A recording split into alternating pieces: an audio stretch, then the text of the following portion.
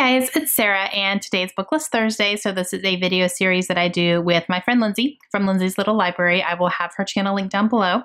And every Thursday we are bringing you a fun list that we come up with. It's either a topic or a recommendations video or just whatever we feel like talking about that week. So today we are going to take a viewer request because we actually had somebody make a request to us on, could you do some sort of video talking about this? And we were like, yes, that's a great idea. So what we're going to be doing today is we are going to be talking about our top 5 books that are GoodReads recommendations. So going into our recommendation setting on GoodReads and seeing what GoodReads recommends based on our own personal reading on what they think that we would like. So we thought that was really cool.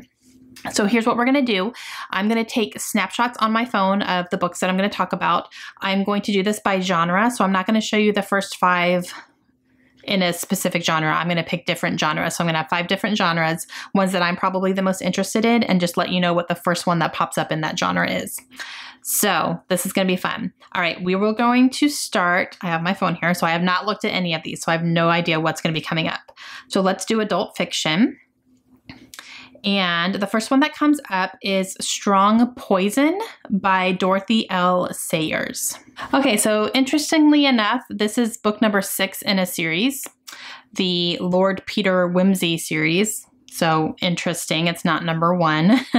But the description on this one is that there's a mystery novelist and she wrote about poisons in her books. So she kind of had a very large knowledge on poisons and stuff. And when one of her former lovers died the same way that someone in one of her books dies, she has to get taken to court because it seems like maybe she did it. But Lord Peter Wimsey was determined to find her innocent. So interesting. Although it's number 6 in a series. So a little bit of a fail on that part. Okay, let's see what number 1 is in the young adult genre. Okay, so number 1 in the young adult genre is The Iron King by Julie Kagawa. This is book number 1 in a series as well. This is the Iron Fae series. So I believe this is a fairy book. And I have heard of this series before. I've actually heard pretty good things about it, actually.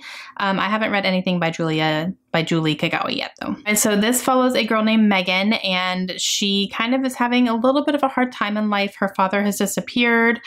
She never quite feels like she fits in either at school or at home. And then come to find out, she is actually the daughter of a mythical fairy king, her dad, and she is the pawn in a deadly war. And he had her living in the human world so that she would not be, exposed to this and to keep her safe, but there's nothing he can do to keep her safe, basically. Interesting. All right, let's see what comes up in contemporary. The first one that pops up is Brightside by Kim Holden. So again, this one looks like the first one in a series. I've heard of Kim Holden before, but I haven't read anything by her. So let's see what this book is about. Okay, so this one follows a woman named Kate, and she is a musician, or she's at least very talented musically. She decides to leave her hometown of San Diego and go to a smaller school in Minnesota. So it's kind of, a big change for her. And she ends up falling in love with a man named Keller Banks. They both kind of feel this pull towards each other, but they both have a reason to fight it. And they both have secrets that they're keeping.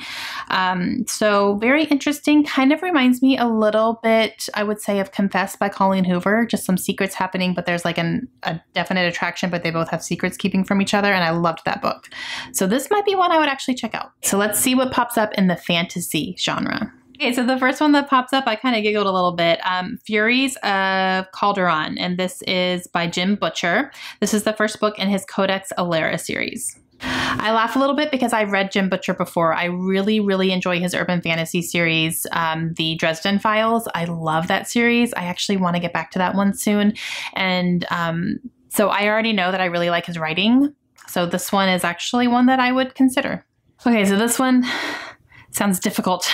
There's a lot of words. Okay, but basically this follows a young boy named Tavi, and he is a little bit frustrated because he doesn't feel like he has any powers that everyone else around him has in order to fight in this war that is happening between 2 kingdoms.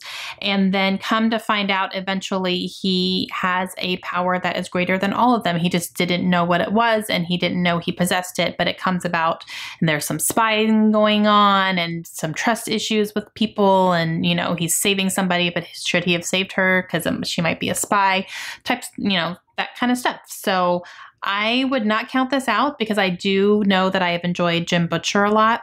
So very interesting.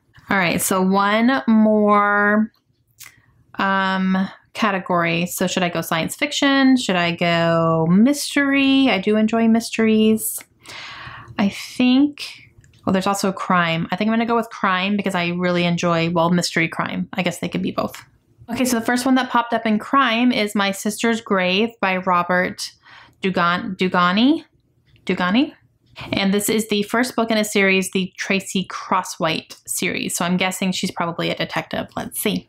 Okay, so this one does follow a detective. Her name is Tracy Crosswhite, and she had a sister, Sarah, who was killed, and she has spent 20 years questioning the facts around it because someone was convicted of killing her, but she does not believe that this is the man who did it, even though he's a convicted rapist.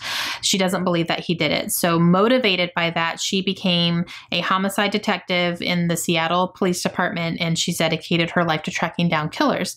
Now, Sarah's remains are finally discovered, and they, you know, finally find her remains, and it really opens up a case, and she's able to really fully investigate this, and she's determined to get answers. And as she's trying to find these answers, she's unearthing dark, long-kept secrets that will forever change her relationship to her past and open the door to deadly danger. That's exactly what that says.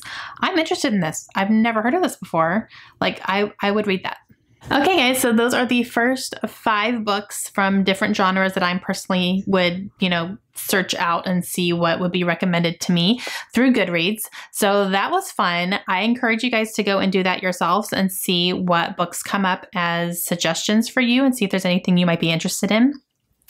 Make sure you go check out Lindsay's channel and see what GoodReads recommended to her. And I'm interested to see which categories she picks as well. And if you guys have read any of the books that I talked about, let me know down below and let me know if I should officially add any of them to my TBR. Let me know that for sure. And I will talk to you guys again soon. Hope you have a great day. Bye.